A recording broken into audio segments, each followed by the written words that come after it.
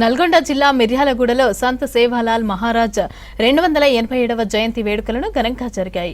ఈ వేడుకల్లో MLA Battula Lakshma Reddy, MLC Shankar Nayak, sub collector Narayana Amit, DSP Rajasekhar Raj పాల్గొన్నారు. గిరిజన సాంప్రదాయాల ప్రకారం సేవాలాల్ కు ప్రత్యేక పూజలు నిర్వహించారు. బంజారా గిరిజన నృత్యాలతో స్థానిక ఎంపీడీఓ కార్యాలయం నుంచి బంజారా భవన్ వరకు భారీ ర్యాలీ నిర్వహించారు. ఇక ఈ ర్యాలీలో ఎమ్మెల్యే, ఎమ్మెల్సీ గిరిజన నృత్యాలు చేశారు. గిరిజనుల అభ్యున్నతికి రాష్ట్ర ప్రభుత్వం కట్టుబడి ఉందన్న ఎమ్మెల్యే సంత్ సేవాలాల్ మహారాజ్ బంజారా సమాజానికి ఆధ్యాత్మిక మార్గదర్శి అని చెప్పారు బత్తుల లక్ష్మారెడ్డి.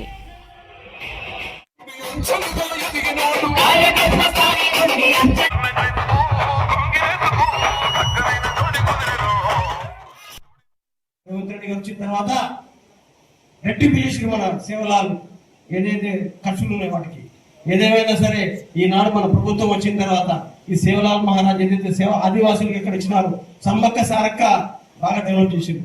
కానీ ఇవాళ మనం ఏం చేస్తామని అంటే మధ్యమడుగులో చేయాలని చెప్పేసి ముఖ్యమంత్రి గారు దేవరకొండ సభలో నిర్ణయం చేసినారు. దానికి 200 నుంచి 300 కోట్ల దాకా ఖర్చు చేస్తాం. శంకర్ మీరందరూ ఎమ్మెల్యేలు తీసుకొని ఒకసారి మధ్యమడుగు పోయి కలెక్టర్ గారు తీసుకుని 20 ఎకరాల భూమి చూడమంటే 20 ఎకరాల భూమి తీసుకొచ్చిన సంగతి ఉన్నది, ఎంతకు తెలుసండి. ఆ 20 ఎకరాలలో ప్రభుత్వ భూమి కానీ ఫారెస్ట్ భూమి లేనేలేదు అక్కడ.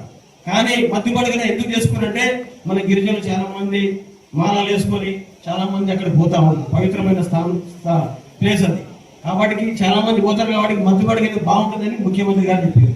కానీ కొంతమంది మన వాళ్ళు ఏం చేస్తున్నారంటే దాన్ని వక్రీకరిస్తున్నారు. హైదరాబాద్ లో పెట్టాలి, లేకపోతే ఇంకో దగ్గర పెట్టాలి. ఎక్కడ పెట్టే సేవలాల్ మహారాజ్ చూడాల్సిందే, పోవాల్సిందే. అది ఇందులో చెప్తాము చాలా మందికి. ఎక్కడైనా ప్రభుత్వం చేస్తుంది మంచి పని. సమ్మక్క సారక్క ఎక్కడ ఉన్నది? ఫారెస్ట్ లో ఉన్నది.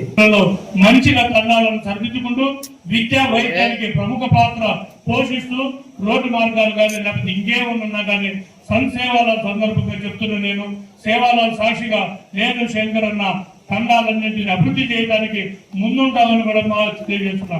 మాకు ఎలాంటి విభేదాలు మేమిద్దరం ఒకటే, ఎప్పటికైనా సరే మేమిద్దరం ఒకటిగానే ఉంటాం తప్ప వేరే రకం ఉండదు. శంకరన్నని ఒక గిరిజన పెట్టిగా, ఆదివాసిగా, ఒక ఎమ్మెల్సీగా ఎప్పటికీ నేను గౌరవిస్తానని కూడా మీ అందరికీ తెలియజేస్తున్నాను. నేను ఎప్పుడైనా సరే మన సేవాలాల్ యొక్క ఆదేశాలను శుభ్రంగా పాటిస్తూ మన గిరిజన తండాలని ఒక విద్యులుగా, ఒక వైద్యులుగా, ఒక విద్యావంతులుగా, ఒక ఆశయాన్ని చేయాలనే ఆలోచనతో ముందుకు వస్తున్నాం. కాబట్టి మీరు మమ్మల్ని గౌరవించండి. మిమ్మల్ని నెత్తిన పెట్టుకుని చూసే బాధ్యత మేము అందరం తీసుకుంటాము.